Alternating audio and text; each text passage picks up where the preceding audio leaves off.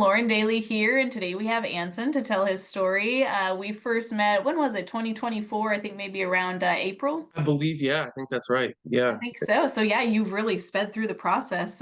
Tell us more. Let's start with high school. What kind of student were you in high school? I was a pretty good student. I would say not the top of my class by any means, but mostly A's and B's.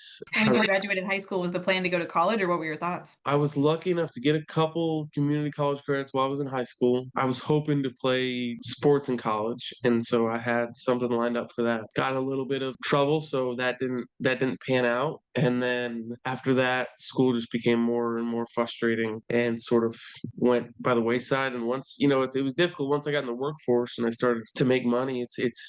Even though now I know how many doors a college degree opens, at that point in my life, it was hard for me to take the time to go back because I'm sure many people listening understand once you're sort of in that phase where you're paying your own bills and everything, it's difficult to sort of take a step back or add more to your plate. That was definitely a big Yeah, challenge. you're definitely right. I think we hear that story a ton from people just not being able to zoom out and see the long-term value. And it makes sense, especially if you're making a ton of money and progressing where you are, going up through the ranks. You think, well, I'm just, enough on my own. And I think for a lot of people that was true for a long time, but now things have shifted to the point where there is a need for bachelor's degrees where a lot of jobs didn't require them before. So, okay, so school was frustrating after sports kind of fell off the table, and then you Yeah. started working. And then what brought you back to thinking about college? We had a big sort of life change. I met my wife when we were in Louisiana, and so the hurricane hit, and we got displaced, and so ended up falling into education as I was going through that next sort of job search as we left Louisiana and moved.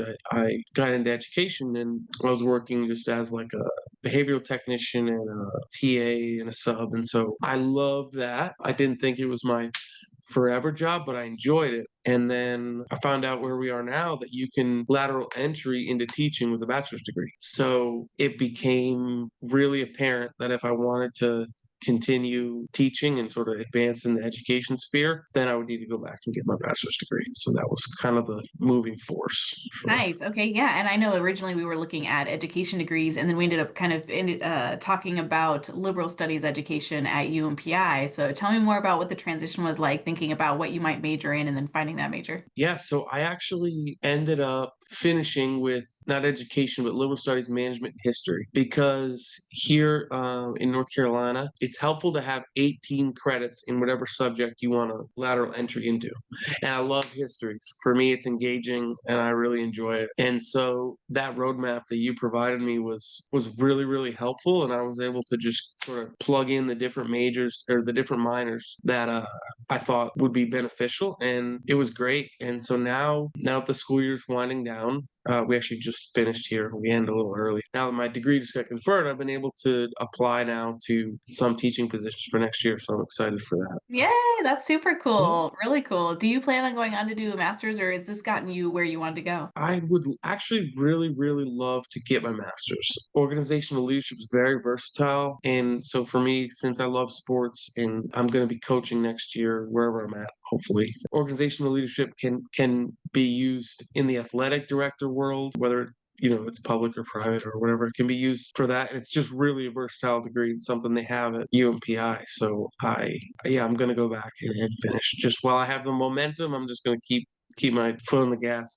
and keep going. That is awesome. Really cool to hear. So, okay, so tell me, you went from kind of this I don't see education being very worthwhile to I'm so excited I'm going to do a master's degree. What do you think shifted for you along this journey that brought you to this point? I didn't think it was going to be manageable first to work full time and go back to school. And so I really think competency based learning provides that opportunity for a lot of us that maybe have a lot on our plate. It's also can't say enough good things about UMPI. They're very affordable and it's manageable. There's a lot of I'd encourage anyone to give it a look. There's also a lot of scholarships you can apply for that will help with that. And so it became manageable. And that was the thing. Like I didn't foresee myself being able to do it. And then once I was able to meet with you guys and learn more about not only Sophia, but the generous transfer credits from, previous learning that I had and able to combine all those and go right into my degree, it was was great, and the competency-based learning was amazing for me because I'm someone that's very goal-oriented, and you know, and you not necessarily you don't have to be because it really is self-paced. So I want to say I went relatively quickly through it, but if it's something that you're only able to tackle a certain amount of courses, that's fine because you really don't have the pressure of set deadlines. You do at the end of the semester, but other than that, you really are working at your own pace. So that flexibility and the cost and the transfer credits, all those things sort of gave me that nudge that, hey, I can do this. Okay, nice. So competency based at being able to sort of fit into your life in a way that worked for you. Were there any unexpected, super difficult things, or maybe transition from Sophia to UMPI that was hard, or anything that maybe you'd give somebody advice on who's in your same place looking to do what you've done? Yes, so I would tell them you need a plan going in. You guys gave me a whole roadmap of what courses will transfer where. That was huge because the thing is there is a multitude of Sophia, study.com, course, all these different things that you can use for your degree. But you really need to know what classes are going to transfer into what subject. So you're not taking a bunch of extra classes that you don't need. That was the one thing that when I first started, before I reached out to you guys, I was taking a lot of different classes and they weren't always, and it's hard to follow that table or do your own research. It can be a little straining to be like, okay, well, if this is going to transfer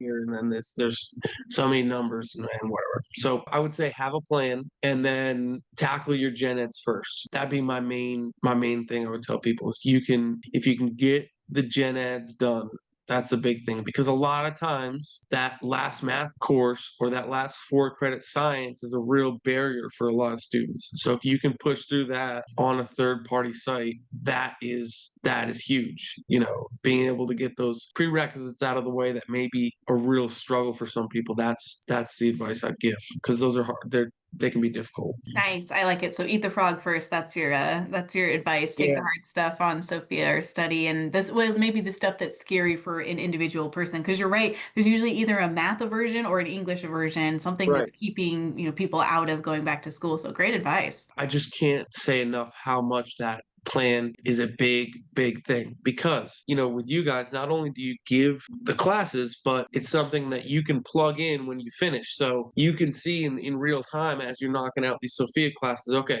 this one's going to transfer. And you guys are great about updating it, which is important because education is always changing. So you can plug it in as you go and you can see yourself moving as you go through the different classes. I love it. You sound like me. I always say, sometimes I feel like I say it way too much, but I'm always saying that hacking is really cool because the amount of effort you put in is directly proportional to how fast you finish. When in a normal college Yes. class, when it has to be a set number of weeks and there's weekly deadlines, you can't really escape that. So even though you're doing all this input, it's not getting you to the end of the class any faster. It just feels, a little bit different. So I love that you Right. recognize that too. And you're like, oh my gosh, yes, I see the progress. I'm in charge of the progress. And that's so motivating. Yes, absolutely. That's awesome. Well, anything else that you maybe had happen to you during your experience that you could either warn others about or encourage others about? I will say, if you're not a natural paper writer, you need to do, specifically at UMPI, you need to submit those drafts. At University of Maine at Presque Isle, they give you the option to submit a draft first, then you receive your feedback, and then you submit your final. So if English is not your forte and you don't really enjoy writing papers maybe as much as someone else, make sure you do the draft because they'll give you actionable feedback and it's huge. It's really, really beneficial. I mean, you just take that feedback, make your corrections, and then you submit your final paper, and that is your grade. It can be difficult to get through those papers sometimes, but just make sure you submit a draft and go to the graduation in person. You put the work in. I went down there and walked in Maine. And so when you put the work in, you need to go to the in-person graduation. It's worth it. Your family and friends are going to be really excited for you. I love it. You're cracking the whip. You're like, go and graduate. You took all of this time and money and effort. Go Yeah. celebrate it. I couldn't agree more. The pictures, especially as you get older, you will never be sad that you have, pictures and memories of doing something so important. Yeah, absolutely. And it will open doors for you, really. I mean, having that, even your bachelor's, it will really open doors that you didn't think were possible. as soon as you add that to your Indeed or your LinkedIn, you're going to get a lot more responses when you apply to places, I promise. Well, thanks so much for taking the time to share with us, Anson. I think your journey has been